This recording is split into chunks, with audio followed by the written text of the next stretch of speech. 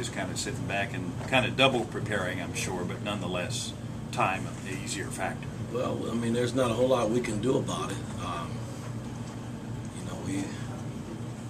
We forced a Game 7. We won Game 7, and now it's on to Orlando. And we've had it today to walk through some things. We watched some game films of our regular season play against this team, Orlando, and then some of their playoff series against the Bobcats. So it is a short turnaround, but that's playoff basketball.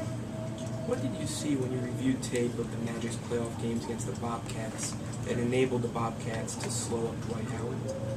Well, I mean, they have bigs that bang, and they didn't double as much.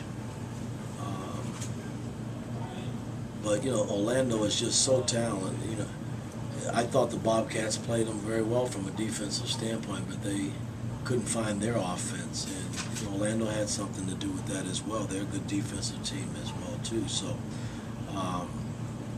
but Orlando they have so many shooters, around Howard that it's somewhat pick your poison, in terms of how you're going to go into the game, defending them. So, and we've tried all kinds of ways, and I thought the last regular season game that we had against those guys, we had a solid defensive performance from beginning to end after a slow start, and I was able to win at the buzzer. And, we played them the first game early in the season, and when we had them down, I think 11 at halftime, and then our offense went cold in the third and fourth quarter. So, it should be an interesting series. Again, I'm coaching a team that's hungry and that proved that they wanted to get to the next round. So we'll see what we made of when we step out there on the floor in Orlando. How important was that buzzer beater against Orlando psychologically for this team entering the series?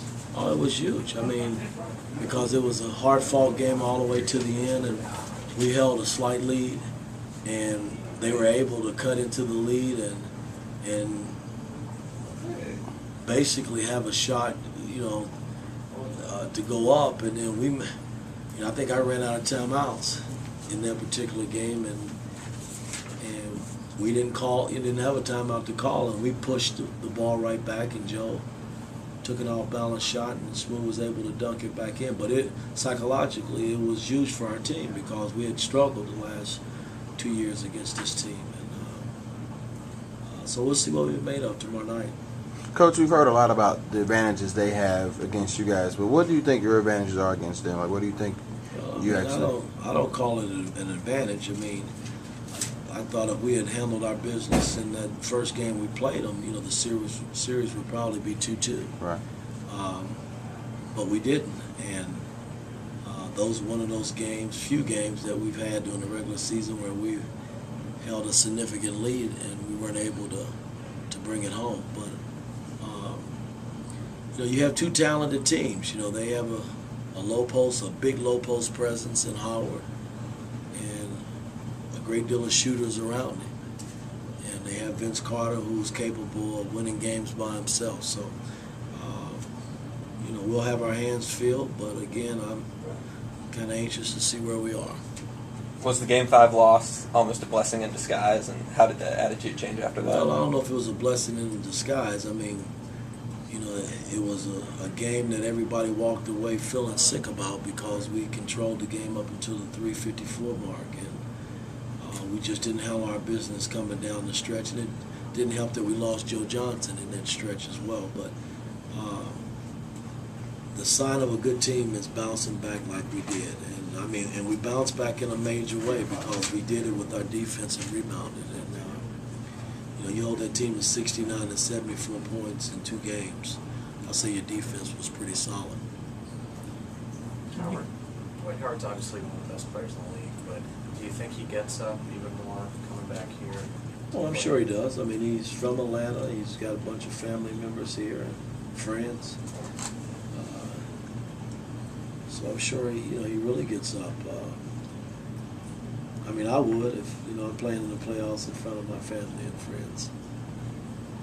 asking Bibby about that pick your poison thing about Howard, or how do you control Howard? He was talking about how he's always been most impressed with teams that play team defense. He learned that early in his career. Teams like Portland, teams used to play back there. Is that the key? You think It's going to be the key. I mean, we can't get discouraged if they make some threes.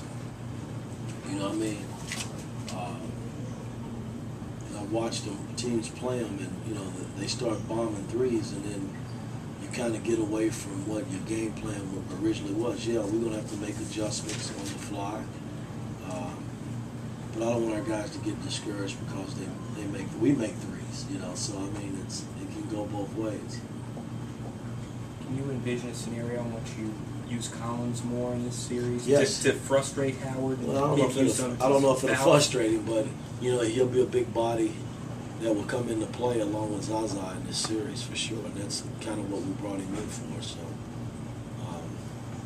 you know, depending on how the foul situation goes, yes, he will play a role in, you know, having to guard Howard. Howard is a very good post defender. But when it comes to Howard, is the issue not letting him get in foul trouble because he's also important to you, so important to you on offense? Well, it is, and I mean, we still haven't figured out what we're gonna do yet in terms of if we double him or play him straight up. You know, that's something I'll sleep on tonight and make the final decision tomorrow. It's probably something that changes too within the flow of the game. Sure. Right? It's like, yeah. Sure, it could change. Yeah. With somebody who is as good a defender as Al, he's maybe the second best center in the Eastern Conference. Is it tempting to let him try Dwight by himself and see? It is. Without a doubt, it is. But if you go back to the buzzer beater game, you know, we doubled him. If you go back to the game when we held the big lead, we doubled him. And our rotations were pretty good. So, you know, it don't matter, you know, what game plan you go in with, you know, they got to believe. They got to. The Phillies walked away to first place. They got to believe. Against the Red Sox issues. They got to believe that it's going to work, and until we decide to make the change or adjustments, you know, they got to make it work. You know, I mean, that's the name of playoff basketball. Your focus is obviously on your quick turnaround. On the other side, they've had a week, 8 days. Is that too long to go between games? Could they be? I hope so. No, I don't. You know, I mean, it can go against you. It can help you. You know, I mean, like I said, if you're a team that's banged up, and you know they had a good week to heal some wounds, and you know sometimes layoffs, you know, can hurt you as well. So, but as a coach, I'm going in with knowing that they're ready to play without a doubt. They're a good team, and they're well coached, and they'll be ready to play. We got to be ready.